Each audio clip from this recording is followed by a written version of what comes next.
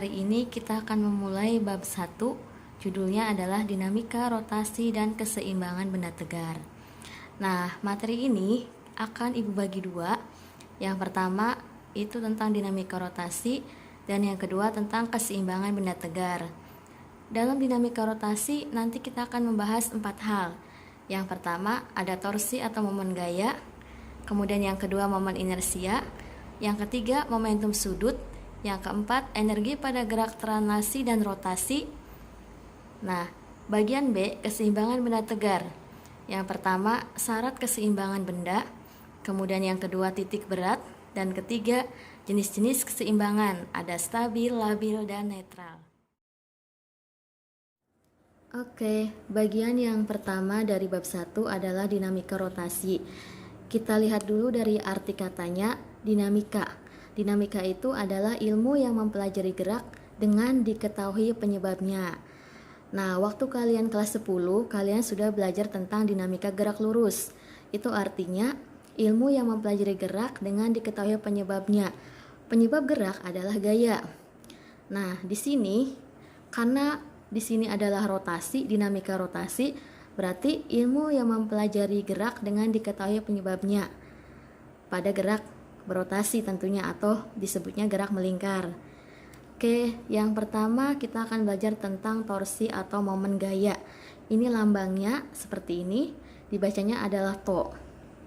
Contoh sederhana dari momen gaya atau torsi itu terjadi ketika kalian membuka pintu. Ya, ketika gagang pintu kita tarik, maka akan terbuka. Berarti kalau kita menarik gagang pintu itu artinya kita memberikan gaya. Nah, oke. Kita lanjutkan dulu. Di sini torsi atau momen gaya termasuk ke dalam besaran vektor, yang artinya itu harus punya nilai dan arah. Nilainya bisa dilihat nanti dari rumusnya, kemudian arahnya itu tergantung putarannya. Kalau dia putarannya searah jarum jam berarti positif. Kalau putarannya berlawanan arah jarum jam berarti negatif. Oke, kita lanjutkan ya. Di sini Ibu sudah gambarkan. Ini kita anggap titik porosnya ya, poros. Kemudian ini ada suatu batang dengan panjang R. Kemudian kita beri gaya. Nah, ini gayanya F. Gaya F. Maka berapa sih besar torsinya? Ternyata besar torsi itu bergantung dari F dikali dengan R. Berarti bergantung dari F gaya, satuannya Newton, dan R lengan momen disebutnya ya, satuannya meter. Jadi torsi atau momen gaya itu satuannya Newton meter. Nah, ini ada syaratnya ya. Selain nanti kalian bisa melihat nilai torsinya berapa, syarat benda ini melakukan torsi atau batang ini melakukan torsi adalah ketika lengan momennya sama gayanya harus tegak lurus. Ini tegak lurus ya, atau 90 derajat. Oke, untuk selanjutnya. Nah, gimana kalau gaya yang diberikan itu tidak tegak lurus tetapi membentuk sudut theta? Ini namanya sudut theta ya, bisa 30 derajat, 45 derajat, 60 derajat, tergantung dari soal. Nah, kalau nanti ada soal seperti ini, maka kalian harus memperpanjang ya, atau memberi garis putus-putus. Cari titik atau lengan yang bisa membentuk tegak lurus. Misalkan gayanya seperti ini. Maka nanti kalian tarik garis ke sini. Nah, di sini nanti akan terbentuk tegak lurus. Berarti sedikit berubah rumusnya. Jadi torsinya sama dengan F kali R dikali sin theta. Jadi ada bantuan dari sin theta. Oke, tetanya adalah sudut antara gaya dan R. Example atau contoh soal yang pertama, dua buah gaya berada di sebuah batang dengan panjang 4 meter. Ditunjukkan gambar berikut. Oke, kita lihat gambarnya. Di sini ada sebuah batang AB dengan panjang 4 meter. Kemudian di titik A itu terdapat gaya F1 sebesar 20 Newton. Di titik B ada gaya F2 sebesar 10 Newton yang membentuk sudut 30 derajat. Nah, di titik C ini sebagai porosnya ya. Itu artinya gaya F1 dan F2 itu harus menuju ke poros.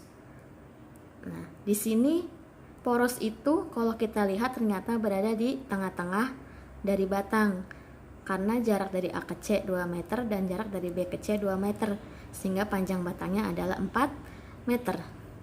Berapakah momen gaya di titik C? Nah, sebelum kita lanjutkan, kalian harus pahami bahwa yang namanya torsi atau momen gaya itu adalah besaran vektor. Artinya dia punya nilai yang bisa didapat dari rumus dan juga punya arah. Nah, cara menentukan arahnya itu dari gaya ini harus menuju ke poros. Itu artinya kalau kita luruskan kemudian kita gerakkan, itu berarti dia menuju ke poros, berarti ke sini ya. Berarti kalau dari F1 gaya 1 berarti dia searah jarum jam, itu artinya torsi 1 positif. Sedangkan F2 ke sini kalau dilanjutkan putarannya berarti berlawanan arah jarum jam atau negatif. Oke. Seperti biasa diketahui terlebih dahulu F1 20 Newton, F2 10 Newton, theta 30 derajat, R1 2 meter dan R2 2 meter. Ditanya torsi C sama dengan berapa? Karena di situ ada 2 buah gaya, itu artinya ada 2 buah torsi. Torsi yang pertama tadi sudah Ibu jelaskan, searah jarum jam berarti positif, F1 kali R1 karena tegak lurus ya gayanya. F1 nya 20, R1 nya 2, kita masukkan, kemudian kita hitung hasilnya 20 kali 2 adalah 40 Newton meter.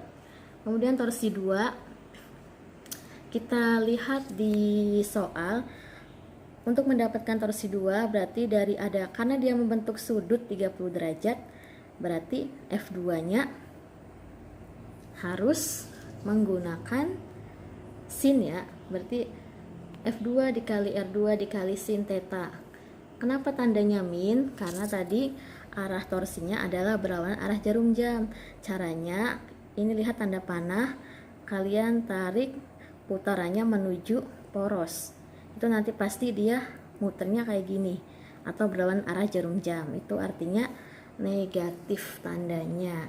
Oke, kita masukkan angkanya. F2 10, R2 2, sin tetanya 30 derajat. Masih ingat dengan sin sudut waktu di kelas 10 ya? 10 kali 2 20, sin 30 derajat adalah setengah. Jadi 20 dikali setengah hasilnya adalah 10 Newton meter. Jangan lupa tandanya masih negatif. Baru setelah itu, jadi torsi atau momen gaya di titik C adalah TO 1 ditambah TO 2. TO 1 40 tambah TO 2 nya min 10. Jadi 40 ditambah min 10 adalah 30 Newton meter. Arahnya kemana? Arahnya searah jarum jam. Karena di sini hasilnya positif. Oke.